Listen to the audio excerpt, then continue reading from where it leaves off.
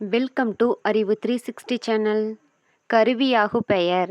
ஒரு கருவியின் பெயர் அக்கருவியால் செய்யப்படும் காரியத்திற்கு ஆகி வருவது.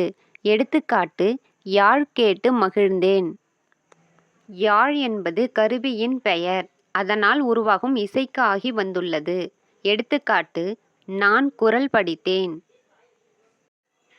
குறள் என்பது இரண்டடி வெண்பா. இது திருக்குறள் புத்தகத்தை உணர்த்துகிறது. எடுத்துக்காட்டு: வானொலி கேட்டு மகிழ்ந்தேன். வீணை கேட்டு மெய் மறந்தேன். காரியவாகு பெயர். ஒரு காரியத்தின் பெயர் அதனோடு தொடர்புடைய கருவிக்கு ஆகி வருவது. எடுத்துக்காட்டு: தமிழ் இலக்கணம் கற்றேன். தமிழ் இலக்கணம் என்பது அதனோடு தொடர்புடைய நூலுக்கு ஆகி வந்துள்ளது. எடுத்துக்காட்டு: நன்னூல் கற்றேன். நன்னூல் என்பது நூற்பாக்களால் ஆன காரியம். அதன் காரணமான நூலை குறிக்கிறது. நான் சமையல் கற்றேன்.